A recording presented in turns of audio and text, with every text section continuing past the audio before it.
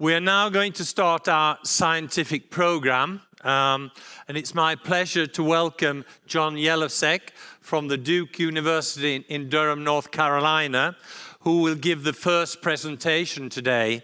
A very interesting presentation regarding risk prognostication in prolapse and incontinence following childbirth. As you know, childbirth is an important risk factor for the development of prolapse and incontinence. And it's a pleasure to welcome him here to Gothenburg today. Please welcome John Jelovsek.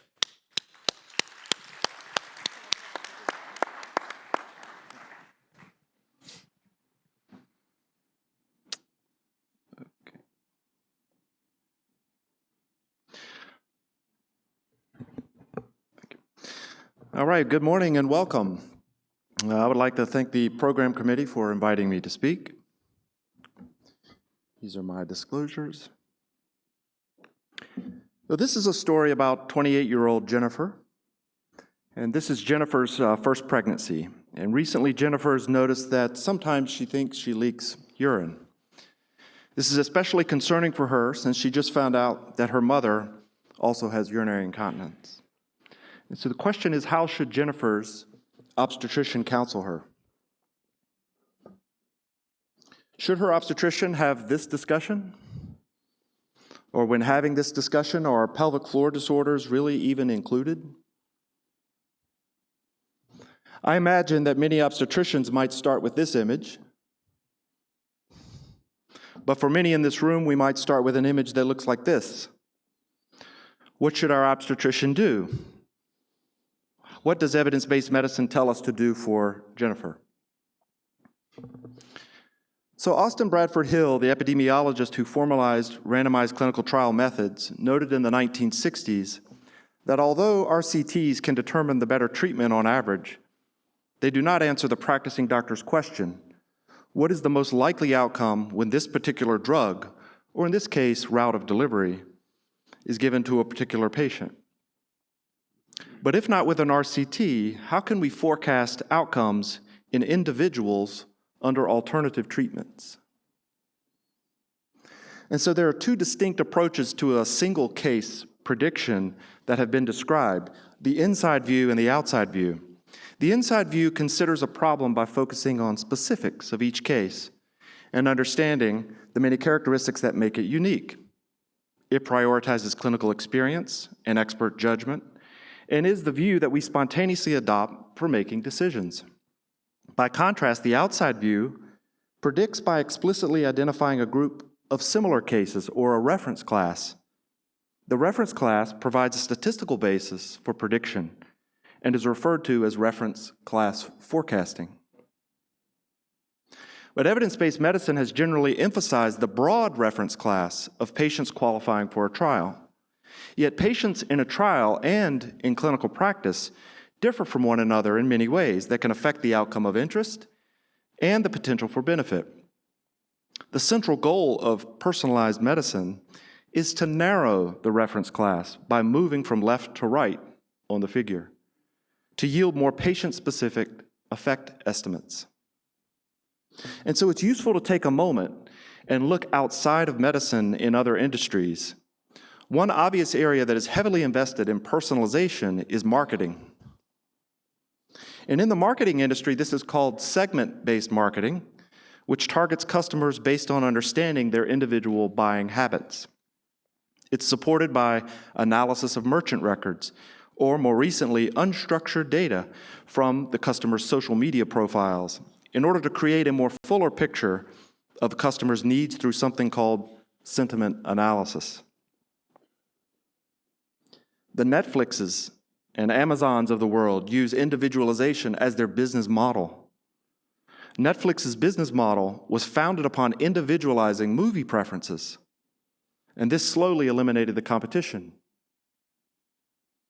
In sports analytics, Manchester City Football Club and many others currently use data-driven analysis techniques to win games. Consider defense, for example. Using data from the last 10 seasons of the Premier League, they investigated the value of a goal scored and the value of a goal conceded. They found that scoring a goal on average is worth slightly more than 1 point, whereas not conceding produces an average 2.5 points per match. In other words, goals that don't happen are more valuable than the goals that do. Does that sound familiar? In a medical world of risks and benefits, it's possible for some diseases that adverse events that don't happen may be more valuable than the successes that do. This question is, how do we measure something that doesn't happen? Computer scientists are interested in image analysis, such as this simple task of allowing a computer to determine which picture is the dog and which is the muffin. What about the chicken or the dog? When you look at this image, which features immediately help you distinguish between the two? This is pretty easy for a human, but until recently, it was a very difficult task for computers, and we'll briefly discuss this in medicine soon. So what are the driving forces behind all of this artificial intelligence, predictive analytics, or whatever we really want to call it? First, there's lots of data available, and companies are using it in their business model and as their business model. Data are the new oil. Second, while the volume of data is excessive, the velocity of data is also incredible. It's been estimated that in one day, a single patient can generate 1,000 alarms and 100 million data points. Finally, data variety. We have structured data from clinical studies from which most of us are familiar, but think about the data that we don't consider. Location-based data, such as from mobile devices, text data, point-of-sale data, customer data, social network data, and automobile data. Considering these data types requires us to think about our patients when they are not in the clinic or in the hospital. But let's not get too far ahead of ourselves. How should Jennifer's obstetrician counsel her? Well, this is not a direct question about what causes urinary incontinence, but rather a question about prediction. So this is an example of a traditional risk factor manuscript. This is a study of over 14,000 women who had a previous cesarean delivery and underwent a trial of labor for subsequent delivery. Over 10,000 women had a successful VBAC, or vaginal birth after cesarean. Factors predictive of successful VBAC are listed in 3 multivariable models along with odds ratios. Notice the stated objective was to determine which factors influence the likelihood of successful trial of labor. And so this is an example of using modeling to explain a phenomenon. We want to understand causes of successful vaginal birth after cesarean. But this is the second study. And notice the difference between this follow-up study by the same group using almost the exact same data. The major difference here was that the objective was to predict the chance of successful VBAC after trial of labor. And notice that the variables listed in the equation are different from the first study. Why is that? The second study is an example of one designed with the intent to predict. The problem for most researchers is that the first study is at the heart of what clinical research is about, discovery and explaining. However, for practicing clinicians and the patients they counsel today, the second study facilitates making a more informed decision than the first. Both are needed, but with different approaches. So we need to understand that there are some subtle differences between studies for prediction and traditional causal research. And to do this, it's helpful to review some points of confusion. So we'll start with a list. Not using guidelines to report on prediction models. This is the tripod statement, or the consort diagram or statement for clinical prediction model studies. The tripod statement came out in 2015 and provides a useful checklist for developing and reporting prediction models. Importantly, Tripod ML is forthcoming and will provide recommendations to the machine learning community on reporting along with traditional statistical prediction models. Inference versus prediction. We use this article to highlight differences between studies of inference and prediction. However, there are some additional fundamental principles. As mentioned in the VBAC example, the analysis goal is different. One is for testing a causal hypothesis. The other has the goal of predicting new observations and assessing how confident we are in those predictions. The second difference is variables of interest. In explanatory modeling, the variables are operationalized as instruments of an underlying theoretical construct that is causal of the outcome. In predictive modeling, the focus is on variables that are observed, measurable, and available at the time of prediction. Model evaluation is the third difference. In explanatory modeling, we want to minimize model bias. Our risks are in making a type 1 and type 2 errors. But in prediction, we not only want to minimize bias, but we also have to minimize variance, or we risk what's called overfitting a model. This becomes important in generating accurate predictions. Finally, the evaluation of explanatory models uses the entire data set available. However, predictive model evaluation goes an extra step and is measured using resampling or an external data set for out-of-sample predictions. Prediction versus classification. It's common for analysts to develop and evaluate a model that classifies a patient as having a disorder, yes or no, rather than evaluating a model's predicted probability. But this is a problem. If we think about it, what matters most is not the presence or absence of disease, but rather its severity. For example, incontinence. So when the outcome variable is ordinal or continuous, classification through forced upfront dichotomization in an attempt to simplify the problem results in arbitrariness and major loss, even when the optimum cut point, such as the median, is used. Most diseases are really on a continuum, and predicting the severity of disease rather than just its presence or absence will greatly increase power and precision. Models that are optimized using a continuous probability almost always perform better. This table demonstrates a comparison of different models predicting cancer. In the right column, the first number demonstrates a prediction model's discriminatory ability when the probability of the outcome is used. And the second number is the performance of a risk group or classification method. In all cases, the first number, the predicted probability, results in better discrimination than a risk group. Here's another example from prostate cancer. Each X on the figure represents stratifying patients with prostate cancer into 3 risk categories for freedom from progression of disease after radical prostatectomy. The Y-axis demonstrates their predicted probability by a prediction model. Notice there's considerable overlap of the outcomes between the intermediate and high-risk groups, suggesting that simply estimating disease recurrence by stratification may not provide sufficient information for predicting outcomes among individuals. If you are predicted to be in the high-risk category, your probability is from 0 to 1. The take-home point here is to use a continuous predicted probability instead. Assuming linearity. In general, there is no reason to assume that the relationship between a predictor and the response is linear. Age and BMI are the most commonly assumed to be linear. However, categorizing a continuous predictor can cause major problems in prediction. For example, what if you wanted to predict the incidence of stress incontinence or pelvic organ prolapse using age? Is this linear? Yes, there's a linear association, but it's definitely not a good fit. Good solutions are to use regression splines or non-parametric regression. This image demonstrates the relationship between increasing BMI on the x-axis and the probability of receiving a transfusion during gynecologic surgery on the y.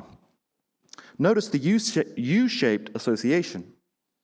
While most surgeons recognize the relationship between an increasing BMI and increasing risk of transfusion, many don't recognize the increased risk of transfusion at the lower BMI.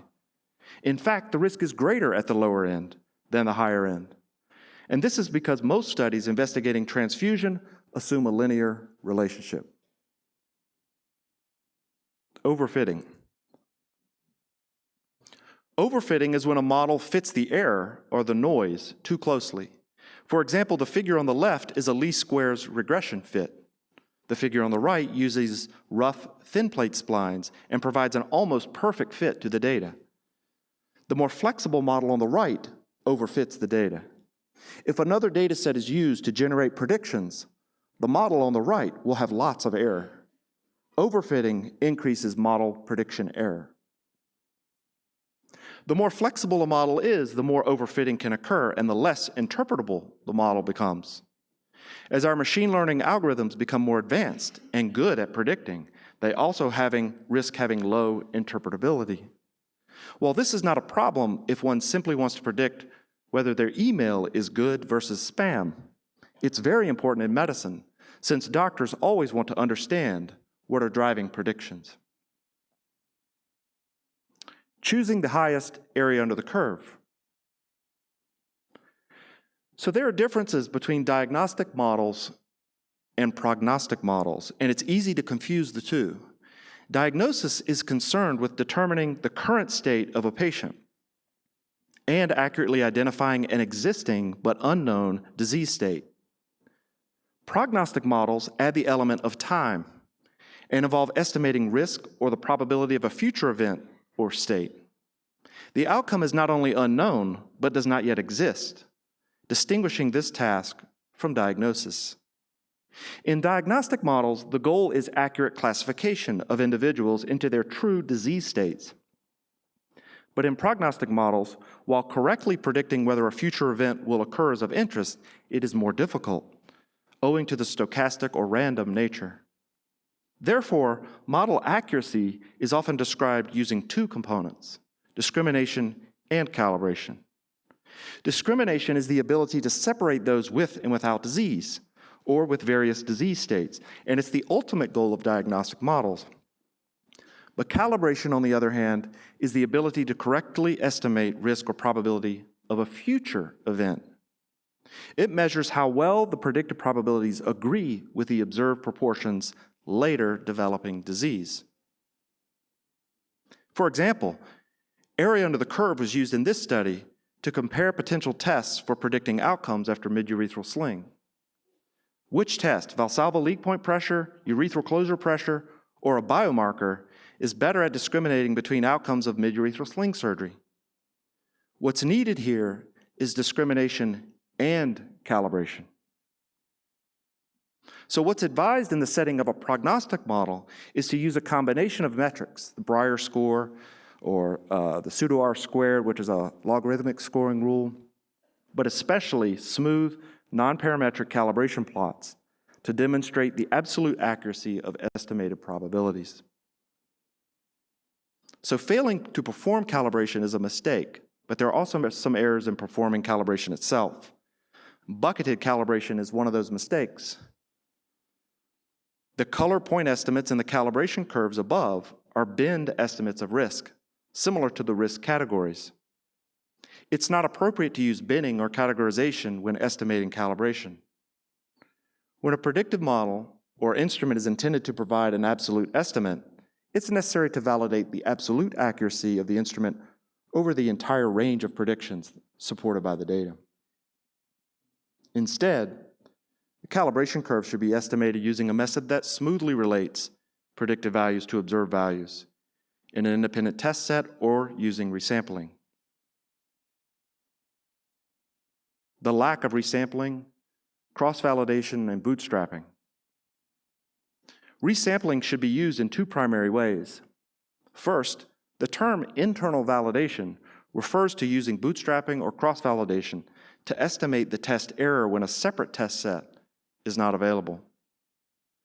We chop up the existing data set as shown in the cross-validation figure on the left or the bootstrapping figure on the right. We train the model on one set and test it on the holdout set, and then combine the performances in the end. The second way resampling is used, and often overlooked in the literature, is use resampling to perform variable selection, such as backward stepwise regression, parameter tuning, or machine learning models. Using only one modeling method. George Box's quote that all models are wrong but some are useful rings true for prediction in medicine. For example, weather forecasters use multiple models to predict the same phenomenon. Each line in this plot of Hurricane Irma hitting the Caribbean or the eastern US is a separate prediction model. There's no right or wrong model in this case. We need to encourage researchers to develop multiple models using different methods, since there's a benefit in combining models. So it might be helpful to remind ourselves of what are some of the most common modeling types, including the traditional but also more contemporary methods. Well, linear regression is simple and usually the first model type that students learn. The best fit line to the data is the yellow line. Notice it's constant with a downward linear slope. But the blue and green lines are flexible and have polynomial fits. The take-home point is that despite being around for a long time, traditional regression models can become flexible when nonlinear fits are allowed. The same thing for logistic regression. Logistic regression simply forces our fit to provide predictions between 0 and 1. Decision trees allow simple visualizations of predictors and how they're used to generate predictions. Executives and physicians like simple decision trees because they reflect our algorithmic thinking. While useful, they are limited by many of the things we've discussed, such as dichotomization. When resampling is used with decision trees, we place them all in a bag and allow the algorithm to consider only a few predictors at a time. We have something called a random forest.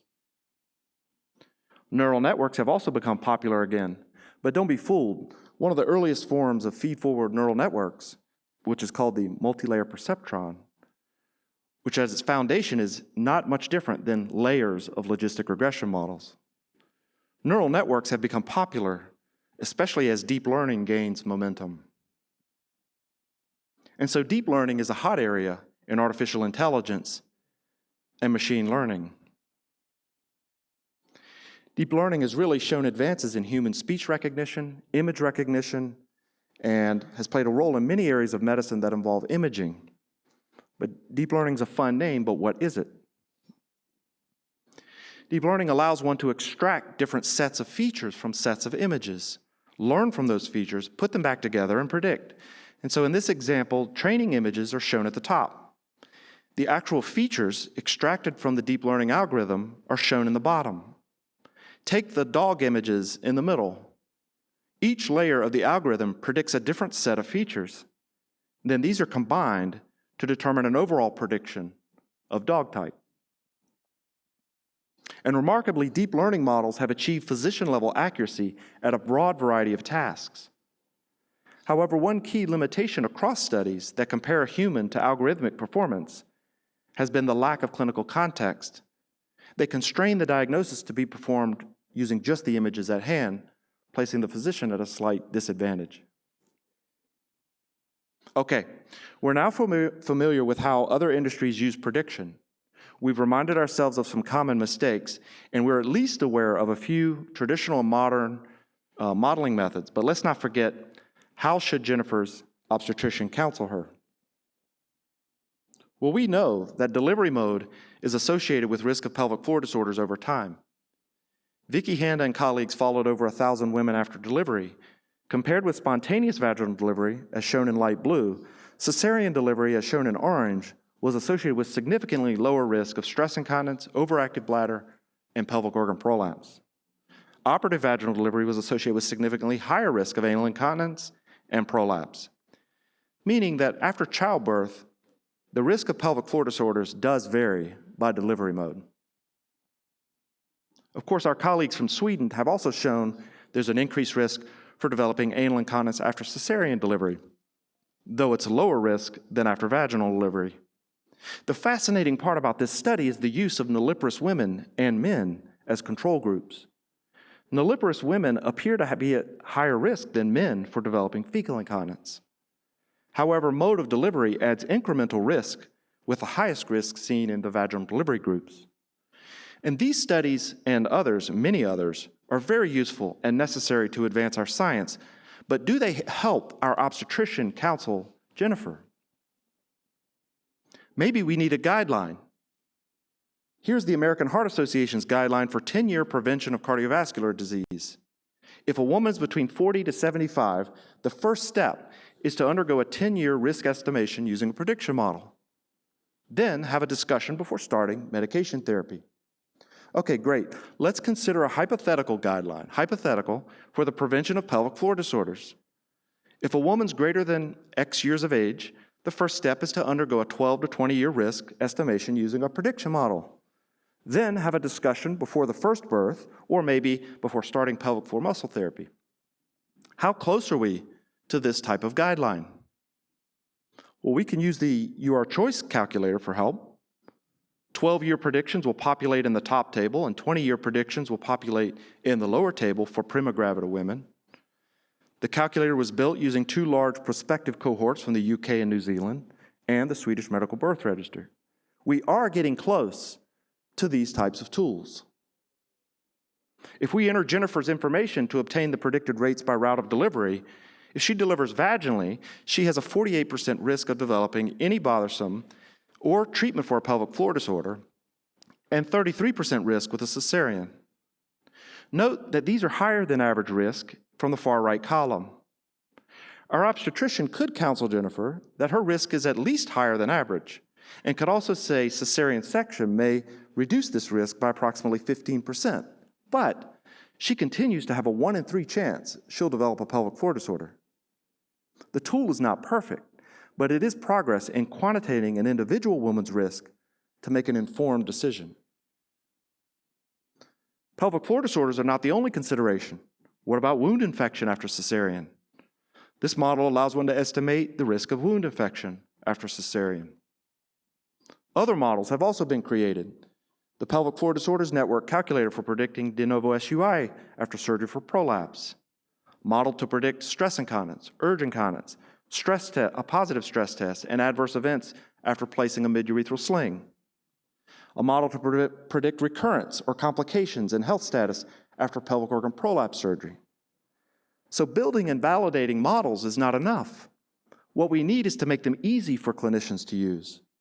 Online calculators are the quick way. They help facilitate peer review, but we need the models to be incorporated into clinical care.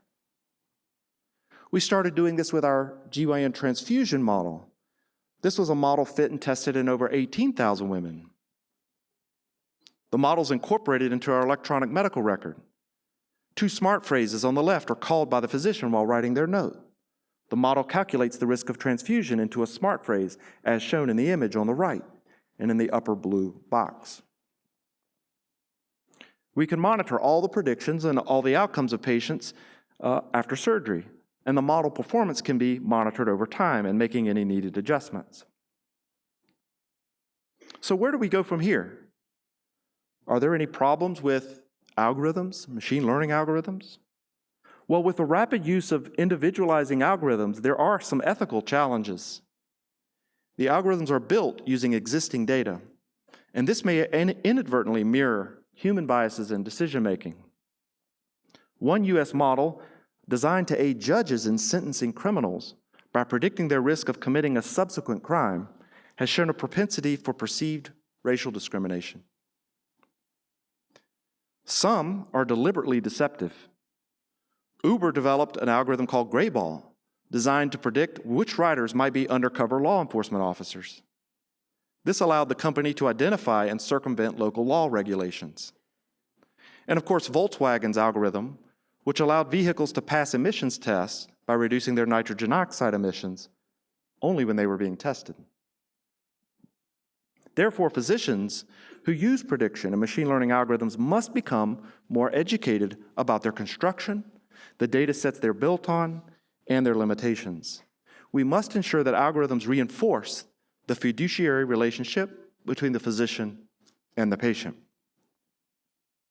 Otherwise, their news will most easily mislead us and may be potentially used for manipulation. By the way, you can create your own fake news at the website there. I hope that you have a better understanding of prediction than when we started. I encourage researchers in pelvic floor disorders to carefully consider when a research question is causal and when it's a prediction question. I hope that as a society and a profession, we can continue to work together to share data, to leverage many of the available advanced technologies. And together, we can help Jennifer. Thank you for your attention.